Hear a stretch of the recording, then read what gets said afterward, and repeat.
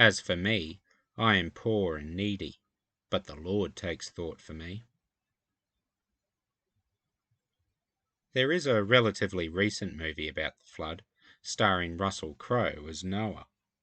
While it might get a little Lord of the Rings with a big battle scene when Noah's family are boarding the ark, the film does communicate two things quite well.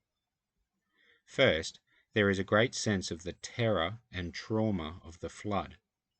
The terror of those trying to escape the ever-rising floodwater, and the trauma of those inside the ark hearing the destruction of all life that is happening around them.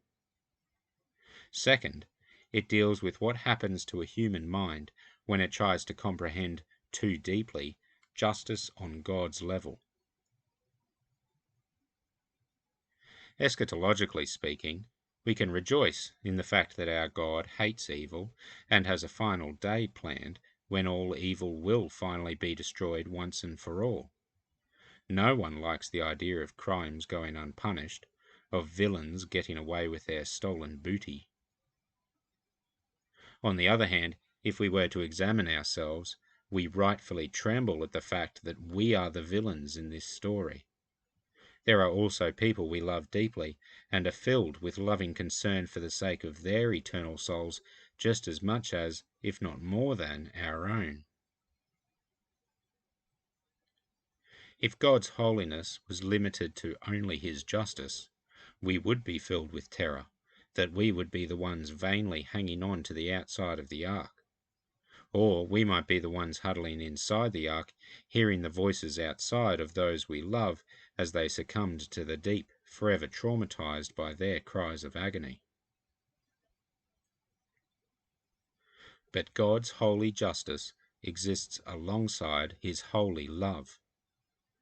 Jesus is the incarnation of the God who loves us. Of course, he hates adultery. It goes against everything he has taught us about the meaning of true love. But he also loves us very deeply, and does not allow a single stone to be thrown. He loves us so very much, he went to the cross and suffered the punishment due the villain. Because while we were the villains at the start of the story, Jesus' heroic actions show us to actually be the love interest.